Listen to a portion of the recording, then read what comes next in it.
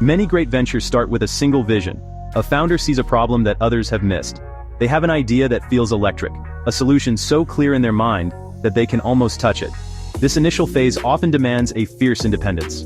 Think of a programmer coding through the night, fueled by coffee and conviction, or an artist in their studio, chasing a singular creative impulse. This solitary drive is powerful. It allows for focus. It protects a fragile new idea from the doubts of the outside world. Without this initial burst of independent genius, most groundbreaking companies would never leave the drawing board. It is the spark that lights the fire. This independence is a necessary ingredient for getting started. It provides the momentum to push through the early days of uncertainty and rejection. When you are the only one who believes in your idea, you must be your own biggest supporter. You are the chief executive, the head of marketing, and the intern, all rolled into one. This self-reliance builds resilience. It forces you to learn skills you never thought you would need. However, a common mistake is to believe this initial state is the final destination. The very independence that helps you launch can become the anchor that holds you back from scaling new heights. The solo genius is a powerful myth, but it is a myth nonetheless. The story of the lone founder is compelling, but it is rarely the whole story. For every celebrated inventor, there is often a team of collaborators, partners, and early believers who helped turn the idea into a reality. We celebrate Steve Jobs for his vision, but Apple's success relied on the engineering brilliance of Steve Wozniak and the operational expertise of Tim Cook. The solo founder narrative makes for a great film, but in the real world, sustainable success is a team sport. The journey from a brilliant idea to a thriving organization is a journey from I to we. This shift is not a sign of failure, it is a sign of growth and maturity. Clinging to absolute independence for too long is a trap. It can lead to burnout, as one person tries to carry the weight of an entire enterprise on their shoulders. It can create blind spots, as you are only seeing the world through your own perspective.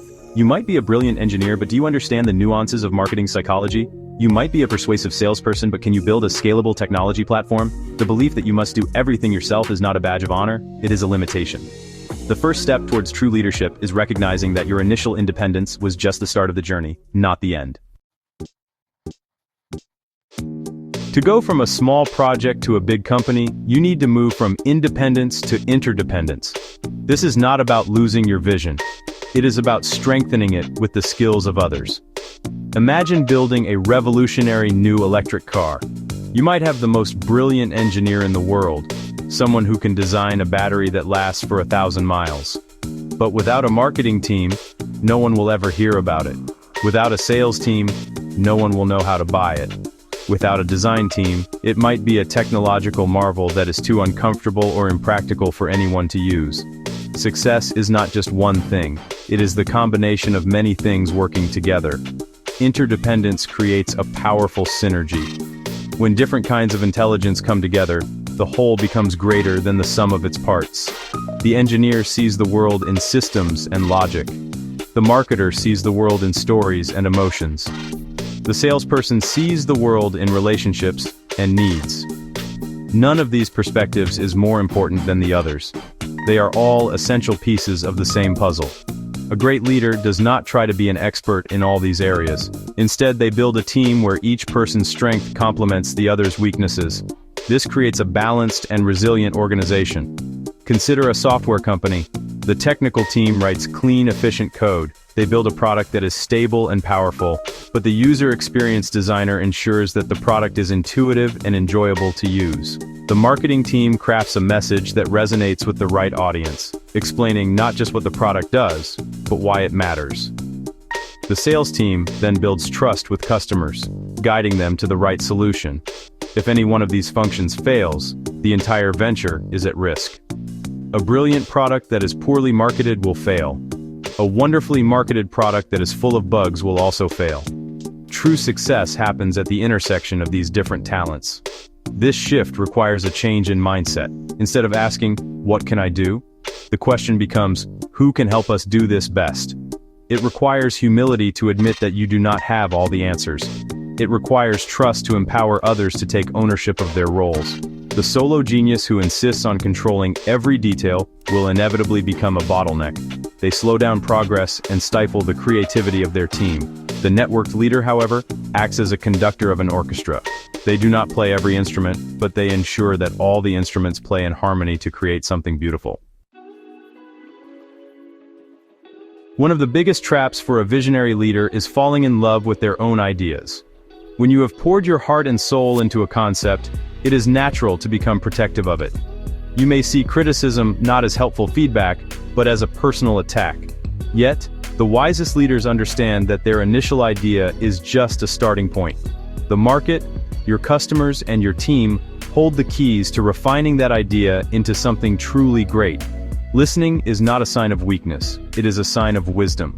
It is an acknowledgement that you do not have a monopoly on good ideas. True confidence is not about being right all the time, it is about being willing to get it right. Building systems for feedback is one of the smartest investments a leader can make. This is not about conducting 1 or 2 surveys. It is about creating a continuous conversation with your customers. It means making it easy for them to tell you what they love and, more importantly, what they do not.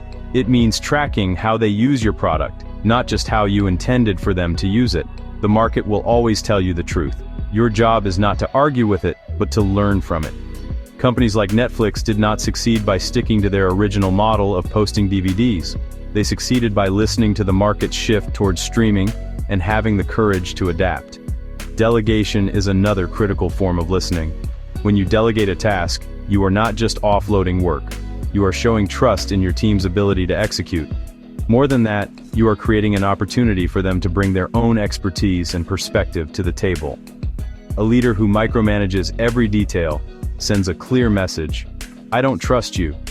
This disempowers your best people and encourages them to stop thinking for themselves. When you delegate effectively, you free up your own mental space to focus on the bigger picture. You can think about strategy, vision, and the future of the company instead of getting bogged down in the day-to-day details. The goal is to create a culture of psychological safety, where people feel comfortable challenging ideas, including your own. The best ideas often emerge from constructive debate.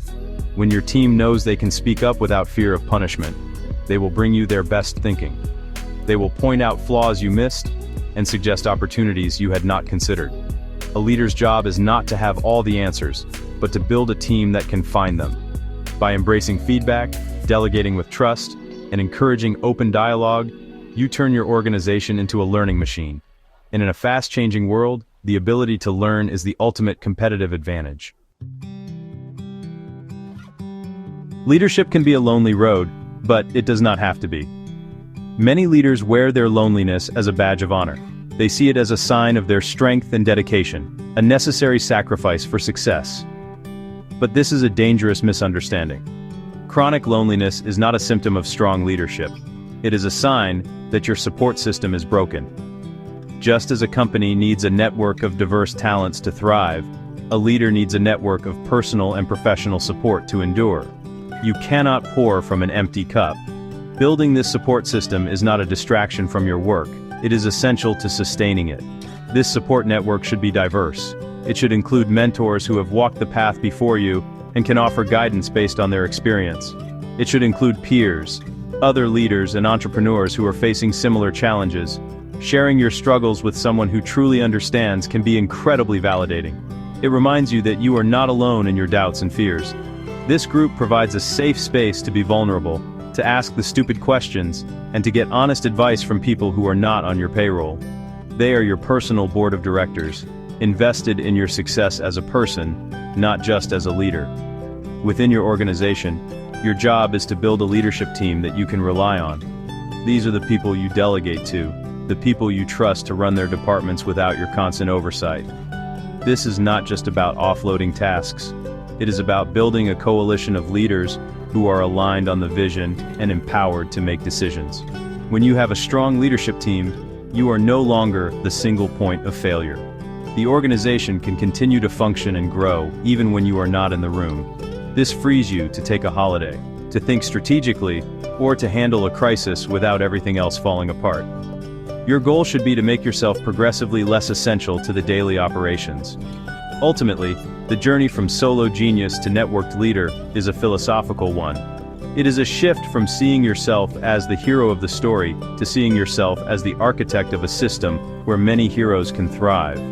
It is about embracing the idea that connection, collaboration, and community are not signs of weakness, but the very foundations of enduring strength. If you feel isolated at the top, do not accept it as the price of success. See it as a signal. It is a sign that you need to invest in your network, build your team, and open yourself up to the support that is all around you. True leadership is not about standing alone. It is about building a community that stands together.